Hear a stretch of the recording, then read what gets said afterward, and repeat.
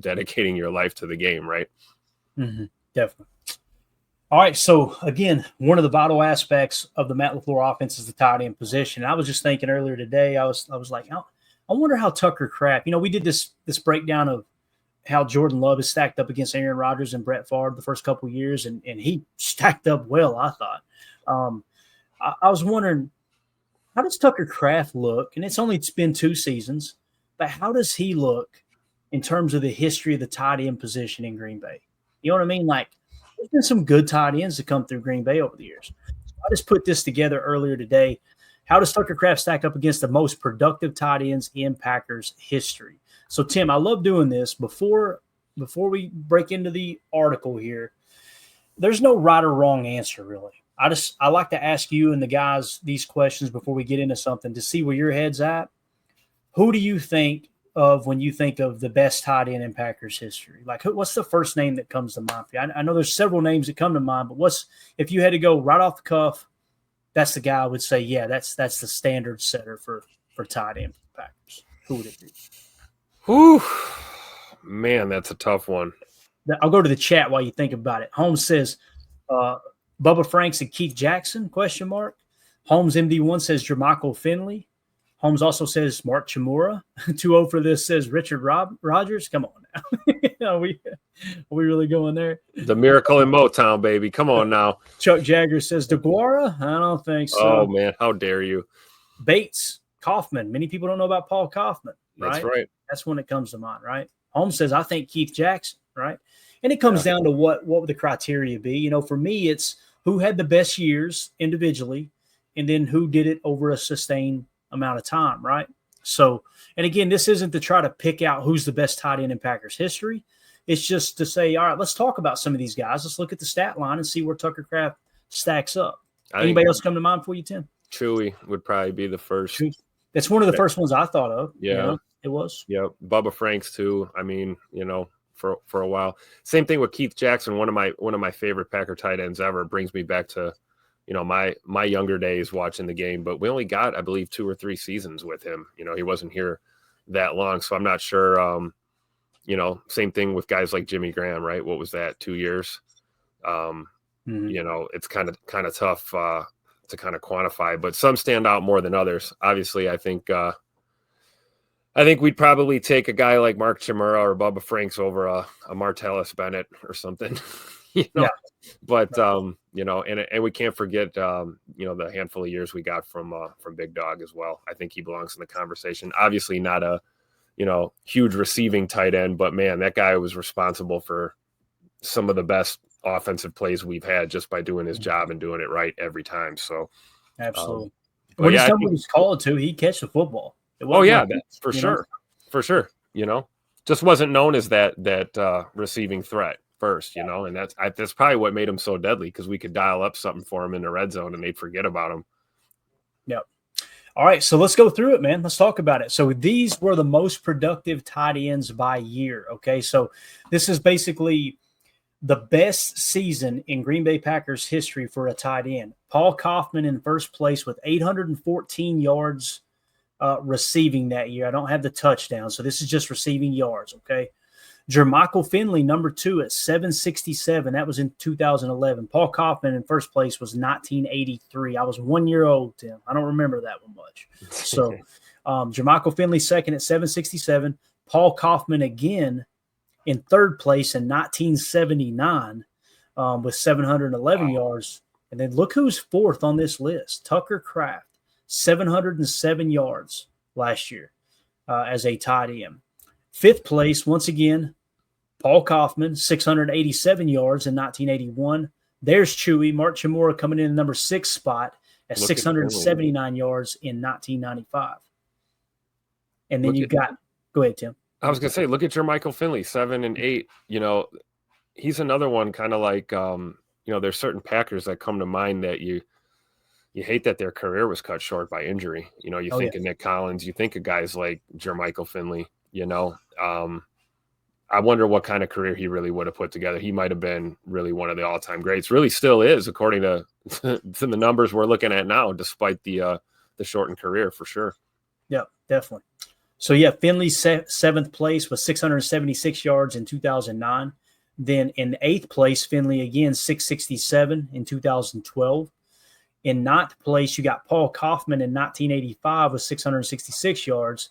And then Jimmy Graham in 10th place, 636 yards in 2018. So if you look at that list, I think we would probably all agree. It looks like Paul Kaufman, probably the best tight end in the history of the Packers, right?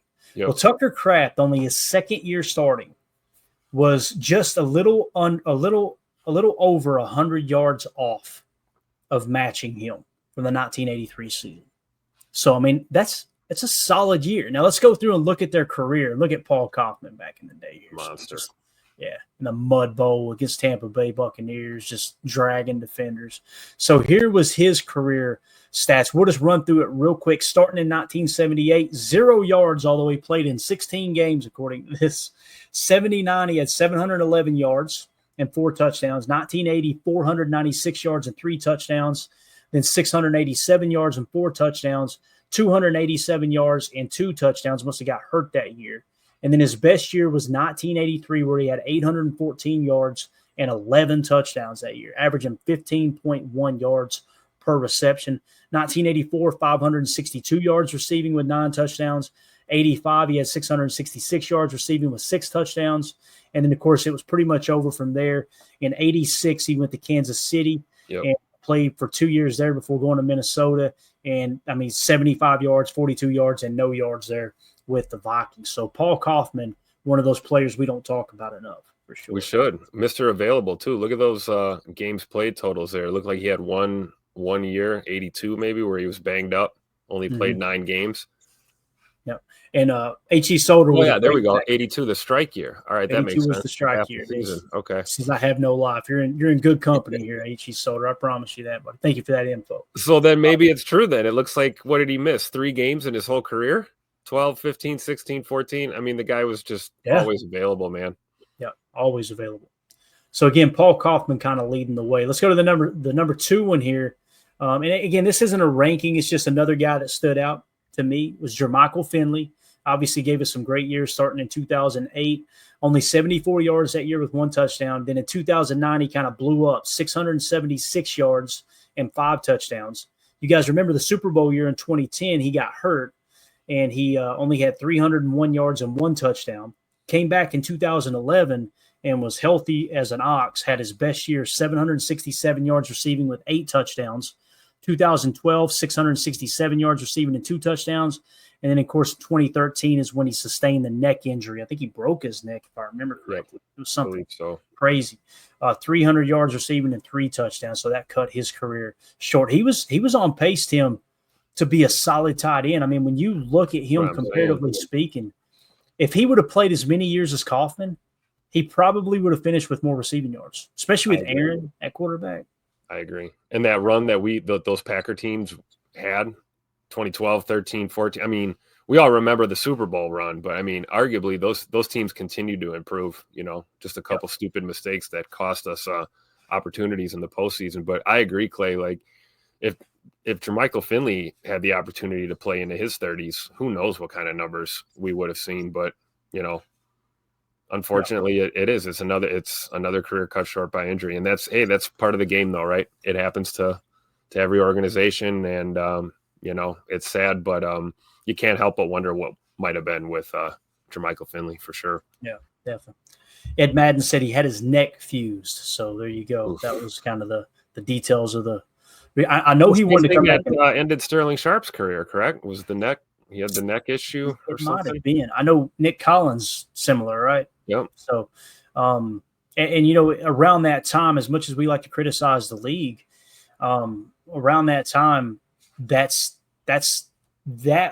time frame is when the league really started. Hey, we got to get your head up, boys. You can't be leading with the crown of the helmet, right? CTE, neck injuries, all this stuff, and I do feel like we've seen less and less of it. So they probably came a long way there in that regard. But nonetheless, Jermichael Finley, one of those guys that was on pace to have a great season before, or a career before his season got cut short there in 2013. Next, you got Mark Chimura, Big Chewy on that Super Bowl winning team. Is that Big Bill Romanowski chasing him down too? I don't know. I can't tell. Is he trying to spit on Chimura? I can't tell.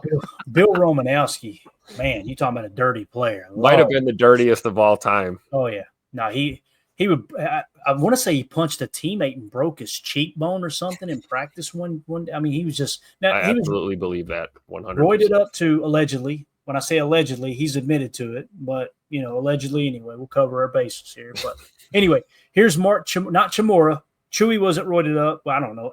Who knows? Romanowski admitted to using steroids. All right, let's move it along. And I will say this.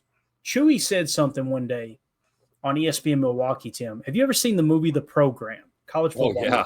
Movie? James Caan, are you kidding me? One of the greatest. There's a lot of people that they'll criticize that movie and go, I don't like that it shined a negative light on football, and that's not how it was. BS. Chewy said, do you remember the scene where the guy got the oil change? You remember that? Mm-hmm. If you guys don't know what I'm talking about, they would actually have someone come in and inject clean. They would pull bad urine out and inject clean urine in the night before they had to do a urine test. All right. He said he had a teammate, I think he said in college maybe. Might be misquoting that a little bit, but he had a teammate at I think it was college. So I think he played at BC, so you do the math. That actually had that very process done. I was like, holy cow. He said the things that guys would go through to just try to get a competitive edge, 2-0 for this. That's how Russia did it in the Olympics. I don't know if he's joking or not. That might be true, actually. Probably true. Allegedly, it's true. But anyway, the people that were criticizing the program, that movie, The Program, and by the way, if you have not seen The Program, it's from the late 80s, early 90s, around that time. Go watch it. If you like college football, go watch that movie. It is so good, man. Oh, so classic. I watch it every late Put the kids to bed before you watch the movie, though. That's probably not one for the young bucks, right? Memory serves me correct. I want to agree with you, Tim, but damn, I turn on Netflix nowadays, and I'm like, what is this? That's true. I mean, they got little. I'm showing my age, I guess it doesn't matter anymore, right? It's just so weird how we've came. You know what I mean? How far we've like that show that they had on Netflix with the underage girl dancers and stuff, and I was what are we doing? What are we anyway? Well, it's got off the help us all. Yeah. So Mark Chimura, all right, starting in 93, only 2 catches for 13 yards. Do you think Tucker Kraft did better than him his rookie year? I think he probably did, right? Probably, yeah. 1994, his second year in the league, 165 yards receiving, 9 touchdowns, right? So I'm sorry, not 9 touchdowns, 0 touchdowns. That was 9 first downs is what that was. So he averaged 11.8 yards per catch. So you could kind of see it starting to click. 1995, and I think the stars mean they were Pro Bowl years. It might be all pro, but he was 26 years old in 1995, 679 yards receiving with 7 touchdowns. That was hands down his best year. So that was one of Brett Favre's, go-to targets. And that was the year that Brett won the MVP, obviously. The next year, he only played in 13 games, but he had 370 yards receiving, no touchdowns. Then the following year, played in 15 games, 417 yards receiving with 6 touchdowns. In 1998, he had 554 yards receiving and 4 touchdowns. And, of course, in 99, only 55 yards receiving, no touchdowns, and obviously retired after his 7th year in the league. So, again, we're going through these just to kind of set precedent. These are 3 of the most productive tight ends in the history of the Packers, right? Paul Kaufman, Jermichael Finley, and Mark Chimura. Now let's take a look at our boy Tucker Kraft, all right?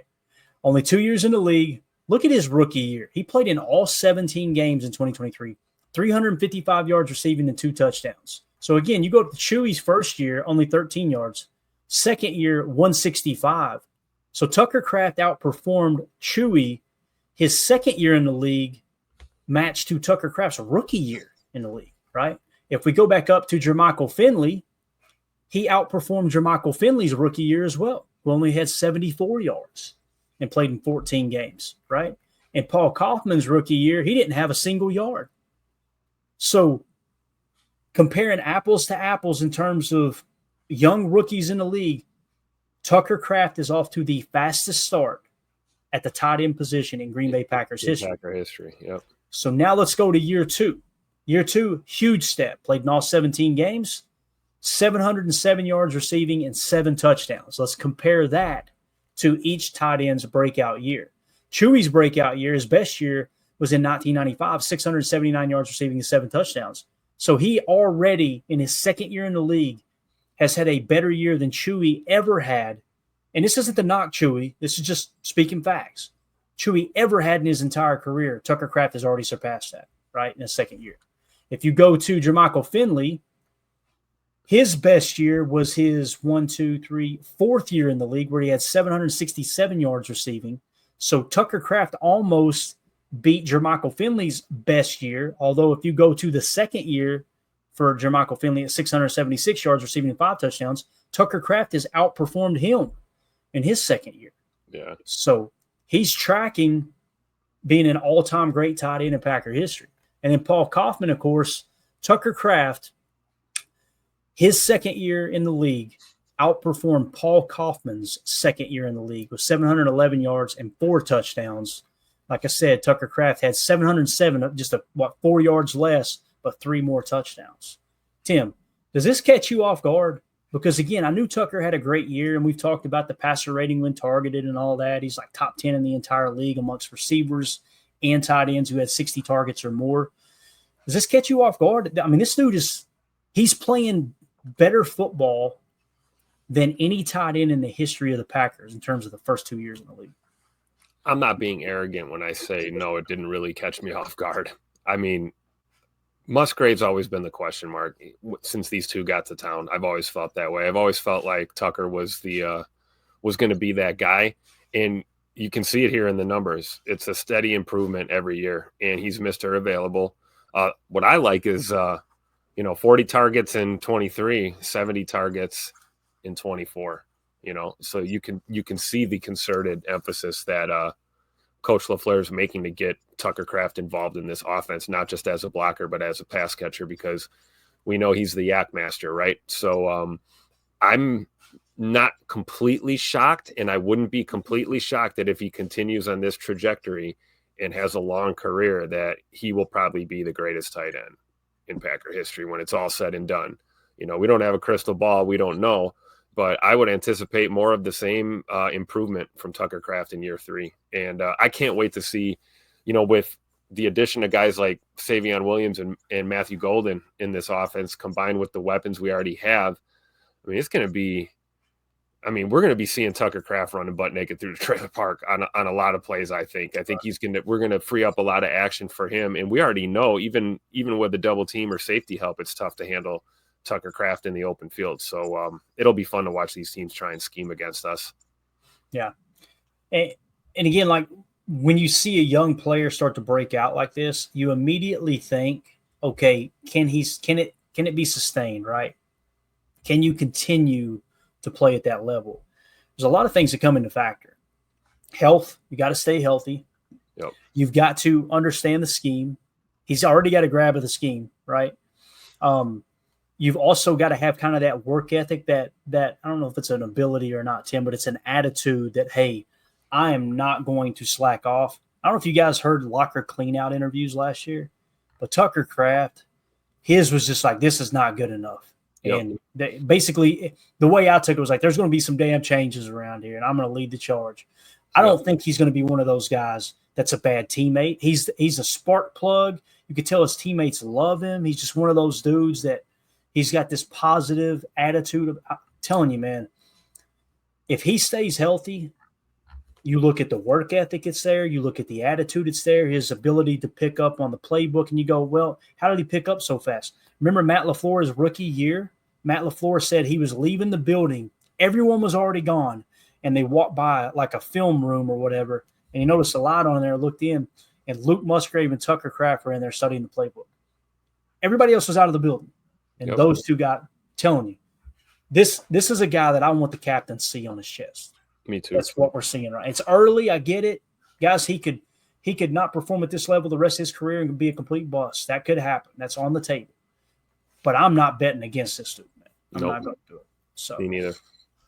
All right, let's see. We got a super chat from Bates. Thank you so much, buddy. He says, if Kraft has another good season, would they look at signing him to a new deal in the offseason, although having 1 year left on the rookie deal, I believe, still learning this contract stuff. So there's a rule in place, Bates, that you cannot re-sign a player until the final year of their deal. Okay. So, and I think that's what you're saying is just 1 year left. Would you? Yep. Absolutely. He's one of those dudes. If he duplicates what he did last year, right, and he stays healthy and everything looks good, he's one of those guys that you get that contract done before training camp, period, case closed, going into the final year of his deal. And I'm trying to think, this will be year 3. Yeah. So going into this offseason, again, like you said, Bates, if he has another stellar year, go lock him up. Tim, what do you think about that? Because you're probably not going to play. You're probably not going to have to pay him like top 10 tight end money either. You know what I mean? Like you'll have to pay him as a starting tight end, but I don't think he'll be one of these guys that makes more than Kelsey or somebody. You know what I mean? I agree, and that's all the more reason to give a guy like Tuck Norris some of those incentives in that contract, right? Because that's a guy that's going to, do a lot of things, but one thing he's not going to do is be outworked. He's going to work harder than everybody else every day to the best of his ability. So I think incentive laden contract for his second deal might be something we could see, but I think Bates is right. I think it's a no-brainer, man. Like you got to keep him around, even if it's a 5-year deal or something, you know what I mean? And just keep him here for the foreseeable future. Yeah. No, hey, thank you, Bates. Appreciate the super chat, buddy. And glad that made sense. Yeah.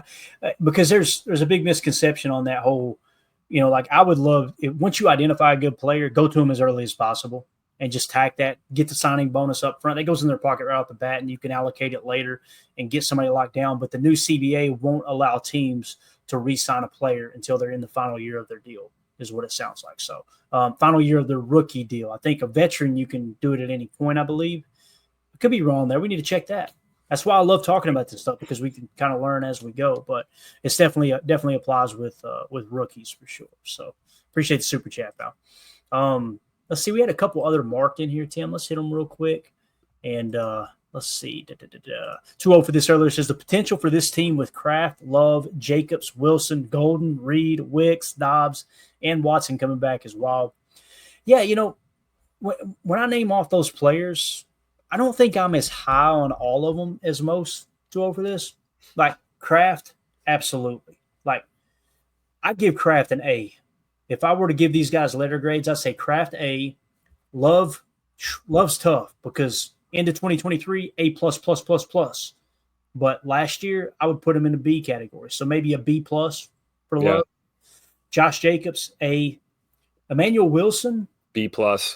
B+, and the only reason I don't give him an A is because he didn't have more carries. Yep. I mean, he did everything he could, Matthew Golden, the verdict's out there, right? Yeah.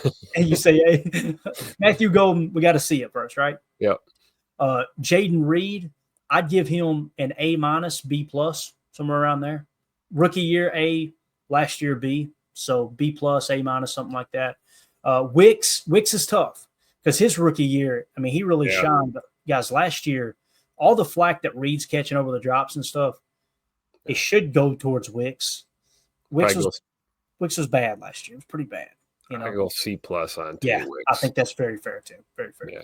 And then Dobbs is just probably a steady B- for me. Somewhere around there is what I would give him. You got to take into consideration the injuries. You got to take into consideration the suspension and the reasons that the Packers. I just caught the ball. The reason that the Packers probably won't re-sign him. You got to take that. I would probably give him a B- is what I would give Dobbs. What do you think about Dobby? What would you give him? Rome's my dude. I know. I like Rome, man. I'm gonna go B+ for him. Mm-hmm. And if you remove the injuries for Watson, I would say B+ there. Yeah. After a shaky rookie season, right? Yeah. He really bounced back and has fought through a lot of injuries and adversity. And man, I'm excited if he can get back ahead of schedule this year. Holy cow. Watch out for this receiving core, like 2-0 for this is saying. Yeah, and if you've got to take into account the injury, I would probably give him a B, Watson. I'd say B. If he had no injury history whatsoever and did what he was on track to do last year, and guys, he averaged over 21.5 yards per catch. That's A all day, So yeah, that's kind of how I would see it. So the potential for this team with these guys, I'm on board with you, man. If they hit on Golden, sky's the freaking limit. If they don't hit on Golden, you're still going to have a top 10 offense if everybody stays healthy. When I say everybody, you know what I mean. Like, if you don't have 2 or 3 horrible key injuries, right. I hate everybody misses a week or two from time to time. It happens. You're hoping nothing more than that, right? Yep. And a player that's not even on this list is Rob Westerman in the chat from GBP Daily says, really hoping for a Musgrave breakout year. If Musgrave breaks out this year, then it means we were in 12 personnel more than 11. And I don't see us pressing into 12 as much as most people would think. You would probably have it increase if he shows that kind of, improvement in camp. You'll probably, it might go up 5% of the snaps from where it was last year in terms of the personnel. But I think they're really going to want to press into 11, Tim, because, who are you going to take off the field to bring Musgrave out there? That's the problem, right? And I'm saying that, not saying that we're not going to play 12. We're going to play more 12 this year than we did last year. I just about guarantee it. But in order for Musgrave to have a breakout year, I feel like we'd have to be in 12 personnel darn near 50% of the time. And I don't think they're going to take Matthew Golden, Jaden Reed, Dontavion Wicks, Romeo Dobbs, these guys off the field. Now, if they decide they're going to use Musgrave as a big wide receiver, that could be the case. You flex him out wide. It's technically 12 personnel, but you're in a wide split. They may go that route, Tim. What do you think? I think so. And I think it's like we talked about earlier about, the illusion of complexity and also complexity within an offense and trying to, kind of mix things up and not be predictable. We haven't seen Musgrave in a while. This is our first crack at him being pretty healthy, right? Going into this year after, a lot of nasty injuries that he's had in his short career so far. But I would agree with that sentiment that we'll probably see more 12 personnel this year, but I don't think we're going to, run a ton of it all the time. It almost begs the question, do we mix in a little 21 and go and, maybe give Tuck Norris a playoff and, you can put Musgrave out there with, E. Wilson and Josh Jacobs or something and run a 21 set, two back set with one tight end and maybe Musgrave can, catch a release and, catch a ball in the flat, turn up field or something. I don't know. But I do think we'll see an effort to get him some touches. I would definitely think, especially early, like preseason and stuff like that. But when it comes down to, week 1 or whatever, it'll be interesting to see what kind of role they have for him in this offense with all the personnel that we have now.